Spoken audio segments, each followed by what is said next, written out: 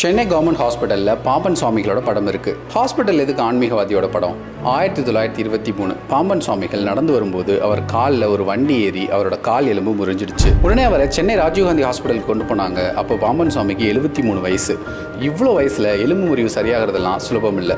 அங்கே இருக்கிற British doctors இவரோட நிலையை பார்த்துட்டு சர்ஜரி பண்ணாதான் குணமாகும்னு சொல்லிட்டாங்க. பாம்பன் சுவாமிகள் முருக பக்தர். முருகன் மேலே உள்ள பக்தியில் சண்முக கவசம் இயற்றியவர். அந்த சண்முக கவசத்தை தொடர்ந்து பாடிட்டே இருந்தார். சரியா 10வது நாள் அவர் தங்கியிருந்த வார்டுக்கு 2 மைல் வந்தது.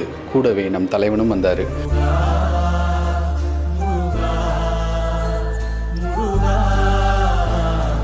அடுத்த நாள் அவரை பார்த்த டாக்டர்ஸ்க்கு நம்பவே முடியல. கால் முழுமையாக குணமடைஞ்சிருந்தது. எக்ஸ்ரே கூட எடுத்து பார்த்தாங்க, எந்த காயமும் இல்லை. இந்த அதிசயத்தை குறிக்கிற விதமாக இன்றைக்கும் ராஜீவ்காந்தி ஹாஸ்பிட்டலில் பாம்பன் சுவாமிகள் தங்கியிருந்த வார்டில் அவரோட திருவுருவப்படமும் வரலாறும் எழுதி வச்சுருக்காங்க.